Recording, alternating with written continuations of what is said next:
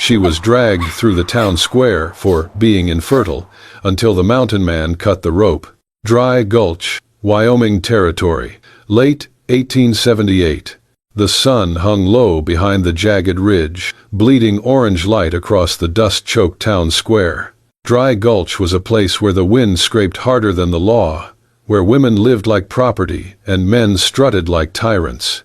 By late afternoon, townsfolk always gathered at the square. Gamblers leaning on porch rails, ranch hands spitting tobacco, women clutching shawls tight to their shoulders so their eyes could watch without seeming to. That was the stage on which the cruelty unfolded. Maribel Carter, only 24, small-framed, dark-eyed, and quiet-spoken, stood in the center of it all with her wrists bound in coarse rope. Dust clung to her dress, hair tangled around her cheeks. Her husband, Hank Tolliver, towered beside her, drunk on his own authority and the murmurs of the crowd. An infertile wife, he sneered, gripping the rope that tied her to the saddle of his buckskin mare. A curse on a man's house. Might as well give folks a show, if she cannot give me a son. Maribel shut her eyes as laughter rippled through the square. She had never told anyone the truth, that long ago, a childhood accident had shattered something deep inside her, leaving scars that could never be seen. She carried that secret like a brand, terrified Hank would abandon her if he ever learned. She had not imagined he would do something worse. Hank flicked the reins. "Walk, girl," he said, "or let the horse do it for you." The mare stepped forward, jerking the rope tight. Maribel stumbled, then she fell. The crowd gasped as her knees scraped against the ground, dust rising around her like smoke. Hank's grin widened. "That is what a barren wife looks like," he boomed. "Drag her. Let folks see." The mare began moving, steady and unbothered, pulling Maribel across the packed earth. Her dress tore, her palms shredded as she fought to lift herself. Boots and skirts shuffled back to clear a path. Some townsfolk covered their mouths, while others watched with morbid fascination. A little boy whispered, "Mama, why is she being dragged?" The woman tugged him close. "Hush now, look away." But the spectacle did not end there. From the road leading down the mountain ridge, a lone rider entered the square. His horse was a vast gray with a thick winter coat, and the man on its back looked carved from the wilderness itself. Elias Thorne, mountain man, trapper, hunter, rarely descended from his solitary life. When he did, Dry Gulch usually pretended not to notice him. Today, no one could ignore the way he reined in his horse the instant he saw Maribel being dragged. His eyes darkened, his jaw set. He slid off his saddle before the dust even settled around his boots. Maribel heard footsteps, heavy, sure, and tried to lift her head. The light wavered behind her watering eyes. When the shadow of a man fell over her, she flinched, expecting Hank. Instead, a calm voice rumbled above her. "Hold still, man." Before Hank or the crowd could process what was happening, Elias strode forward, axe already in hand. In one swift, practiced movement, he swung the blade downward. The steel bit through rope with a crack sharp as gunfire. The rope snapped. The mare jolted. The dragging stopped. Silence swallowed the square. Hank's face twisted, red with fury. "What in hell do you think you're doing?" Elias did not answer. He crouched beside Maribel, bracing one steady arm beneath her shoulders so she could sit up without scraping herself further. He did not ogle her, did not touch her more than necessary, every move respectful, careful, deliberate.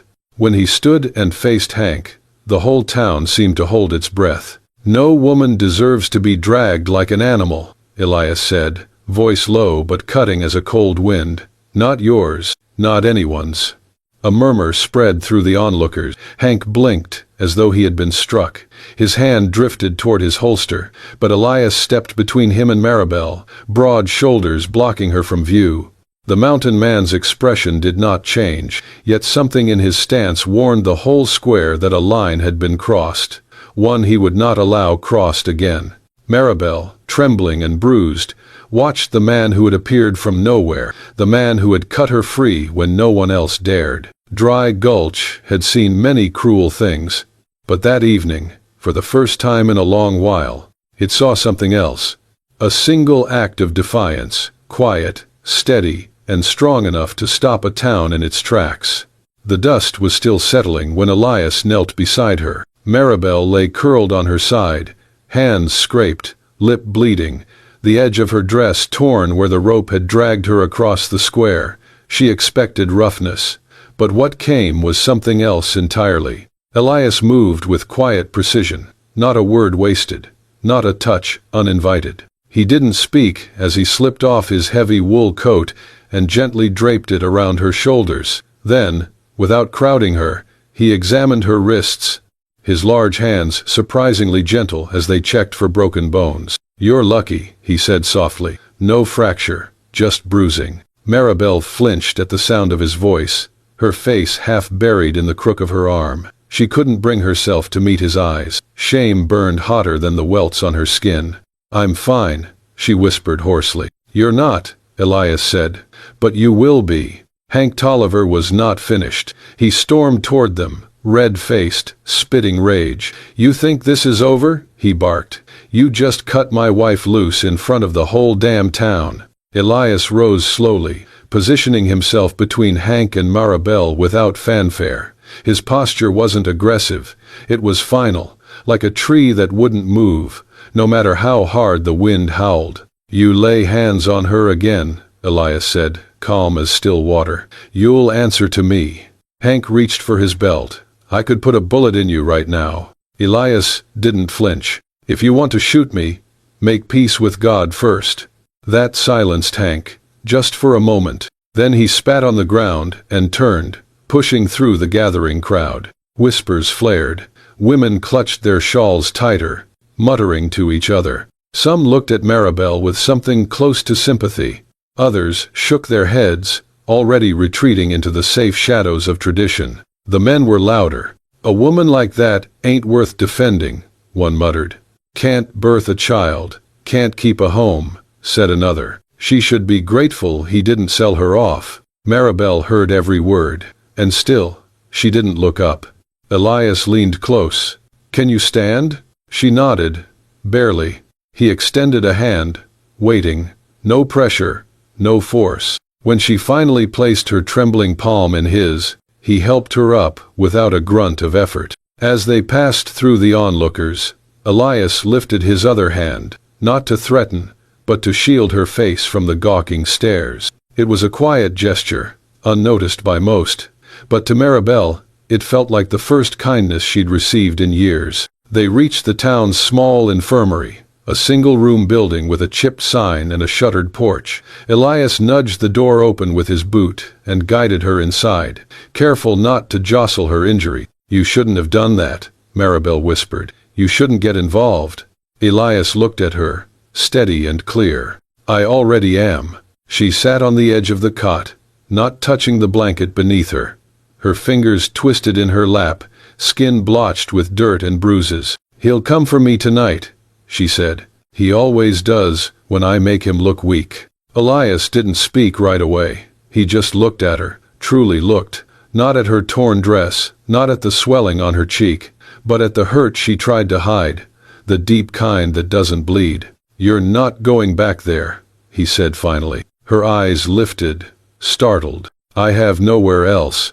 "You do now." Silence fell between them, taut and uncertain, but beneath it, something else lingered, thin and trembling, like the start of a bridge across a canyon. He turned toward the door, keeping his voice low.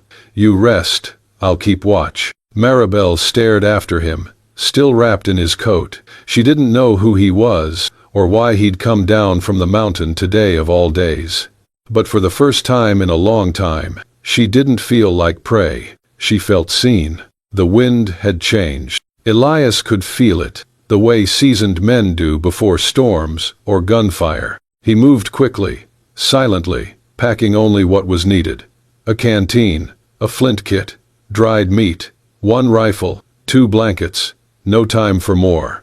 Maribel stood near the doorway of the infirmary, clutching the coat he had given her like it was armor. Her lip was still swollen, one eye nearly closed, but she didn't look afraid.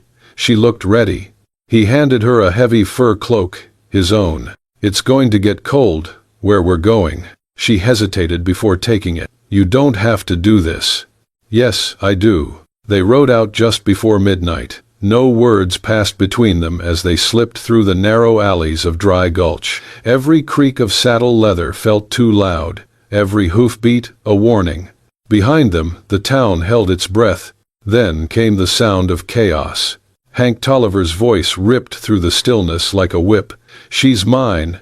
Anyone hiding her will hang for it." Torches lit the square. His men were armed, drunk, furious. They rode in packs, kicking down doors, threatening townsfolk, shouting accusations. The town became a fever dream, glowing with firelight, echoing with fear. Women locked their children inside. Men stood on porches with rifles, unsure where to aim. Elias and Maribel took the narrow trail toward the river bend. It was rough terrain, but quieter than the main road. Elias had scouted it many times before. Suddenly, hoofbeats. "Close, too close." "Down," Elias whispered. Maribel froze. He leaned back and gently pulled her against him. "Lay flat, here, on my back. Cover the saddle. Breathe slow." She hesitated only a second, then obeyed, curling her body over his back, her hands gripping his sides. He felt her breath, fast and uneven, pressing through the layers of coat and shirt. Behind them, the thunder of hooves grew louder, then passed, missed them by yards. They stayed that way a long while, her breath warming the back of his neck, his hand still lightly holding the reins. When it was safe, he nudged the horse forward. "They'll sweep south next. We keep high." She didn't answer. Her voice had tightened somewhere in her throat. By dawn, they found a narrow cleft in the rock, a place Elias had used once in winter. Long ago. The stones curled around them like ribs, shelter. Barely. He built a fire from twigs and dry moss. She sat near it, silent, exhausted. He unrolled a blanket, placing it between them. "I won't sleep," he said. "But you should." Maribel shook her head. "I can't." Still, she leaned back against the wall. Elias sat opposite her, sharpening his blade with slow, measured strokes. Minutes passed. Then, "Do you want to know the truth?" she asked. His eyes lifted. He said nothing, just nodded once. "My mother dropped me when I was 7. There was bleeding inside. They said I'd live, but something was damaged. I never told Hank. He wanted sons. I thought if I just prayed hard enough." She swallowed. "I thought I could fix myself." Elias set the blade down gently. "Infertility is not a crime." Her lips parted. "It shouldn't be a curse either," he added. Maribel stared at him, and suddenly her face crumpled, not with weakness, but with years of silent ache finally cracking open. Elias didn't move. He didn't reach for her, but his presence, solid, still, safe, was enough. She wiped her own tears. "Why are you helping me?" He met her eyes across the fire. "Because someone should have, a long time ago." The trail grew steeper as Elias guided the horse higher into the pines. Dawn broke pale and cold over the ridge, and with it came a hush. No torches, no hoofbeats, only the sound of wind in the trees. The cabin appeared like a shadow at the edge of a clearing. It was small but sturdy, built from thick cedar logs, chimney already puffing faint smoke from when Elias had ridden ahead last week to stock firewood. He helped Maribel down without a word. Inside, the space was spare but warm, a wide hearth, 2 chairs, a cot near the fire, shelves lined with tools, herbs, jars of dried meat, clean, lived in, safe. Elias lit the lamp and handed her a wool blanket from a chest near the wall. Then he disappeared into the back room. When he returned, he was holding a pair of worn leather shoes, the soles nearly torn through. "These are yours," he said simply, "if you want them." He sat by the fire and began sewing quietly, working a new layer of deer hide into her old soles. His hands were quick, practiced. He didn't look at her, only focused on the task.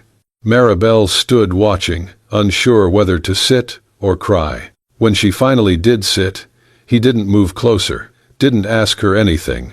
Instead, he got up, pinned an extra blanket to the rafters near the hearth to cut the draft, and laid down a second pelt for her to sleep on. Later, he handed her a knife, small but sharp. "I won't need this," she said. "It's not for me," Elias replied. "It's for you, if it helps you feel safe." He said it without hesitation, without irony, then turned away to tend to the kettle.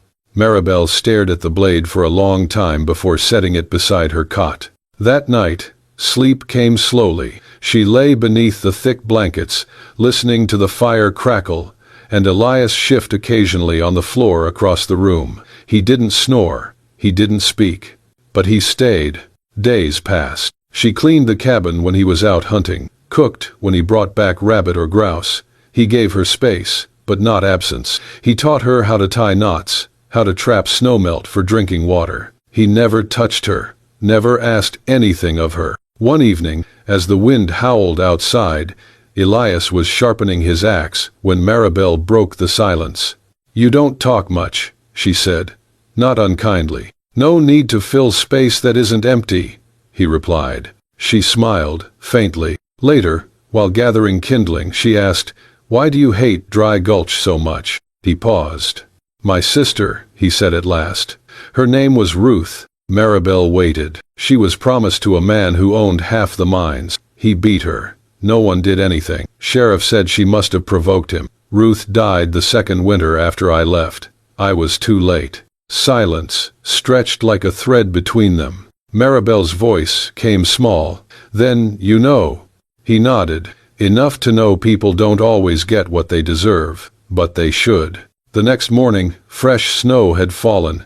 Elias brought in chopped wood, his boots caked in frost. He paused by the doorway, eyes narrowing. Tracks, hoof prints, multiple horses. Not fresh, but not old either. He didn't say anything at first. Maribel saw the change in his face. "What is it?" He grabbed the rifle, checked its chamber. "They're coming." "Who?"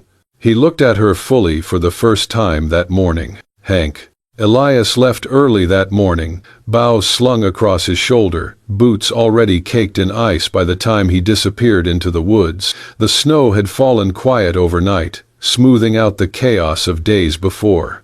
Maribel stayed behind in the cabin, her ribs still sore, but her mind sharper than ever. She moved slowly, tidying up the dishes, folding the blankets, checking the kettle. But when she noticed Elias's coat tossed over the chair, something drew her to it. She wasn't sure why she reached inside the inner pocket. Maybe she expected flint or a scrap of jerky. What she found was a charm, hand-sewn from faded blue cloth, a tiny bundle wrapped in thread, the edge embroidered with one single letter, R. Maribel's breath caught. She knew that cloth. When she was young, her father had done business with the miners near Dry Gulch. She remembered a girl who visited once, kind-eyed and quiet. The girl had worn a ribbon just like this, said it was made by her mother. Her name was Ruth. The charm trembled in Maribel's fingers. She stared at the small stitching, memories colliding in her chest like storm winds. Elias returned near dusk, the door swinging open as he entered with 2 snow-covered rabbits in hand. Maribel didn't turn. "I know who she was," she said softly. Elias froze in place. "What?" "Your sister, Ruth." He stepped forward, slowly. "How?" "I met her once," Maribel said, holding up the charm. "I was maybe 9. She came with the mining supply wagon. She had this. She said her mama made it. I never forgot." Elias set the rabbits down, eyes shadowed. Maribel continued, voice shaking. "I heard her scream one night. I didn't know it was her, not then, but I remember the man who was dragging her behind the stables. He had a crooked lip, a long scar across his cheek." Elias didn't move. His breath slowed to almost nothing. Maribel whispered, "That scar. Hank has it." Elias. Silence fell like snow. Elias's jaw tightened, his hands clenched into fists. For a long moment, he didn't speak. Then, he killed her. It wasn't a question. It was truth given breath. Maribel swallowed. "I'm sorry I didn't know then." Elias shook his head. You were a child. It's not on you. The fire crackled. He hurt you, he said after a moment. Maribel nodded. And now I know why every time I looked at him, something burned. Neither spoke again for a long while. Eventually, Elias moved to the fire, skin pale beneath his beard. We can't keep hiding, he said. Maribel's eyes lifted to his. He'll come. Elias nodded. Let him. She stepped toward him, slowly, holding out the charm. You should take this, she said. Elias's fingers brushed hers as he took it. His voice broke. She always carried it, said it was for protection. Maribel's voice was quiet, steady. Maybe now, it will be. The cabin, the snow, the mountains, they were no longer shelter. They were a stage. Hank would come, and when he did, justice would have to follow. The forest was silent, too silent. Elias paced the edge of the tree line, his instincts on fire. The wind had shifted. Something was wrong. Maribel sat by the small fire inside the cabin, watching him with wide, unreadable eyes. The embers lit her face with a nervous glow. I'm going down there, she said finally, rising. Elias turned sharply. No, you're not. You can't protect me forever. His jaw tightened. You're not going anywhere near that town. Or him. He won't stop until he finds me, she whispered. But maybe if I go to him, it'll end. It'll end with you in chains again, or worse, Elias growled. I'm not letting that happen. She met his eyes for a long, painful moment. What if it's the only way to protect you? He shook his head and turned away, furious and afraid. But he didn't see her slip away at dawn. The cabin was empty when he returned with water. Her scarf was gone, so was one of the horses. Damn it, Maribel, he hissed under his breath, heart slamming against his ribs. He followed her tracks until they disappeared in a patch of churned mud near the ridge, and there, lying in the dirt, was her scarf. Bright red, too perfectly placed. He didn't hesitate. Elias dismounted, lifted the scarf, and the trap snapped. 3 men burst from the trees behind him, tackling him to the ground. He fought like a man possessed, landing a punch that shattered one man's nose, driving his elbow into another's gut. But the third came from behind and slammed a rifle butt into the back of his skull. The world spun. Everything went dark. When Elias opened his eyes again, his wrists were bound, his head pounding. Blood had dried along his temple. He was on his knees in the center of Dry Gulch's jailhouse, a ring of men surrounding him, Hank Tolliver at the center. Well, well, Hank drawled, spitting near Elias's feet. The mountain mutt thought he could play hero. Looks like he forgot who runs this town. Elias lifted his head. Where is she? You'll see soon enough, Hank smirked. Outside, the sound of hooves echoed off the wooden walls of the square. Maribel had been dragged back under cover of dark. She now stood with her hands bound again, a fresh length of rope tied from her wrists to the saddle of Hank's horse. A crowd was forming. She came to me, Hank announced, grinning like a wolf, begged me to forgive her. But some women need to be taught their place. From the jailhouse window, Elias saw her. Her hair was loose, face pale, but her chin was lifted. Maribel saw him through the bars, and her eyes widened in horror. No, she breathed. What did you do to him? Hank yanked the rope, forcing her forward. I'm going to show the whole town what happens to a woman who disobeys. Elias struggled against the ropes, digging into his wrists. You don't have to do this. But Hank only laughed. Oh, I want to. He slammed the jail door shut behind him, leaving Elias in darkness once more. From outside, the crowd stirred. Whispers turned to shouts. And above it all, the sound of Hank's boots hitting the wooden steps echoed like thunder. Maribel stood in the square once more, the rope pulling tight against her hands, the crowd circling like vultures. Inside the cell, Elias dropped to his knees and stared at the loose floorboard near the wall. He remembered it from years ago. His sister had pointed it out once during a supply run. His fingers, bruised and bloodied, clawed at the corner until it splintered. Behind the board, a rusted nail, long and sharp. He gripped it between his teeth and twisted, cutting at the rope binding his hands. Outside, Hank climbed into the saddle, grinning down at his wife. "You should have stayed in the cabin where you belonged," he said. And then the horse reared. The rope pulled tight. Maribel stumbled forward. Elias's rope snapped. He rose, breath ragged. He wasn't going to be too late. Not again. The sun sat low over Dry Gulch, casting long shadows across the dust-laced town square. The same place where humiliation had once been spectacle now bristled with silent anticipation. A crowd gathered, faces tight with curiosity and dread. Children clung to skirts, men leaned on posts, and women watched with clenched jaws. At the center stood Hank Tolliver, holding a fresh length of rope coiled in his fist. His voice echoed like a whip crack. "We finish what was started." Maribel stood trembling, wrists bound once more, her hair tangled, lips split. The rope tied to the saddle horn of Hank's restless horse stretched taut between them. Her eyes scanned the crowd, searching for mercy but finding only avoidance. No one stepped forward. Hank raised his hand. "This is what happens to women who forget their place."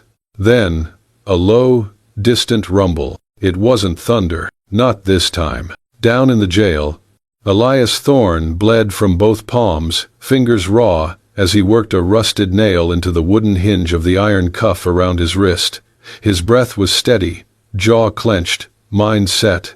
When the lock finally gave with a pop, he didn't pause. He wrapped his hands, burned and bruised, in his coat sleeves, picked the second lock, and stormed out through the back door of the jailhouse like a mountain wind let loose. Back in the square, the horse reared. Hank cracked the reins. The animal lunged forward, and the rope yanked tight. Maribel cried out, her knees scraping the ground as she was dragged across the coarse dirt. Gasps tore through the crowd. Dust clouded the air, and with it, the sound of thunder grew louder, not skyborne, but hoof-borne. From the alley between the saloon and the post office, Elias emerged, his coat flaring like wings, axe gripped in both hands. He ran with the force of a falling tree, straight toward the galloping horse. And just as Maribel was about to be whipped into the well's stone edge, Elias leapt. One swing. The axe came down. The rope snapped. The horse stumbled and reared. The crowd screamed. Maribel collapsed onto her side, coughing and bloodied but no longer dragged. Hank turned, startled. Elias stood over Maribel, axe still in hand, shoulders heaving. His eyes were locked, not on the crowd, but on Hank. "You try that again," Elias said, voice low, "and you'll leave this square in a box." Hank spat, drawing his pistol. "She's my wife. You've got no right."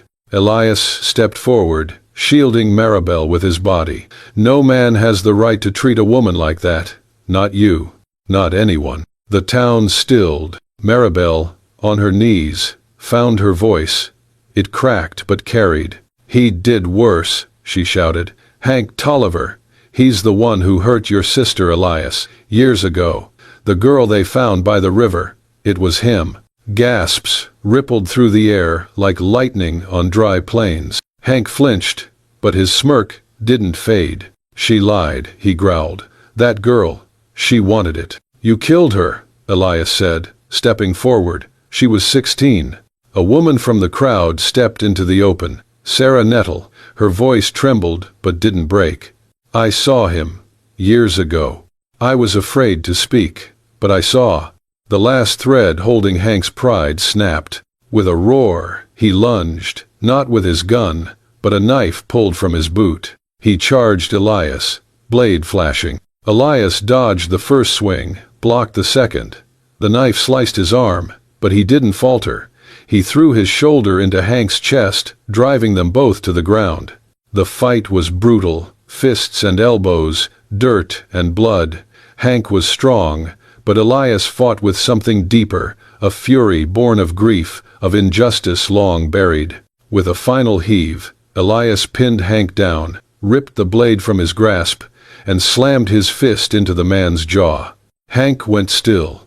Silence fell. Dust floated through the air, and the town square, for the first time in years, felt clean. Elias stood, chest rising and falling. Behind him, Maribel reached shakily for his arm, not for rescue, but to steady him. The townsfolk stared, not at her in pity, but at him with awe. Justice, at long last, had stepped into the square.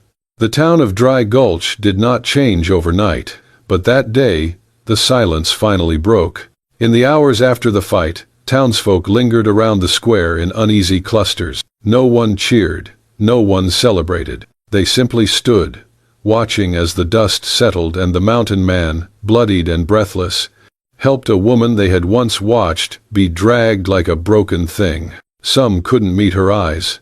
Others nodded in solemn apology. Sarah Nettle approached Maribel first, tears streaking her face.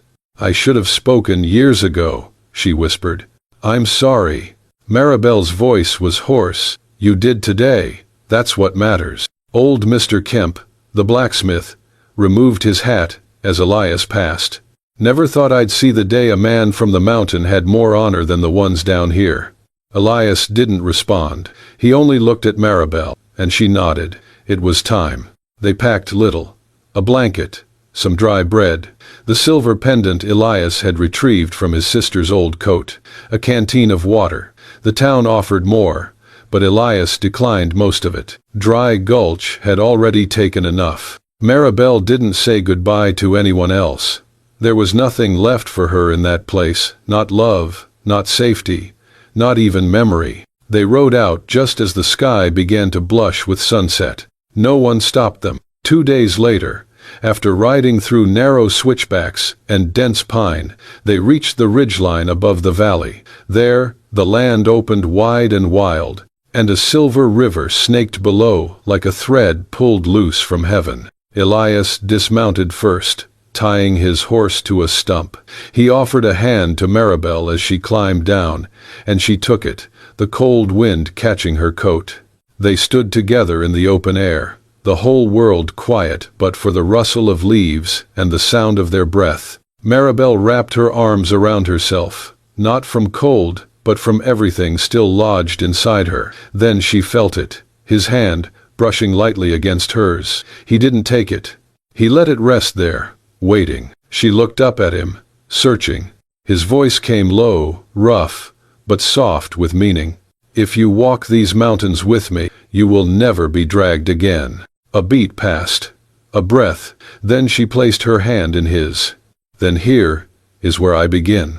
They didn't kiss. There was no embrace, only the silence of understanding and the weight of what they'd both survived. Together, they took their first steps toward the cabin in the trees, away from judgment, away from cruelty. One step, then another. No promises beyond what was real, no vows carved in stone, just a hand held in peace, in strength, in choice.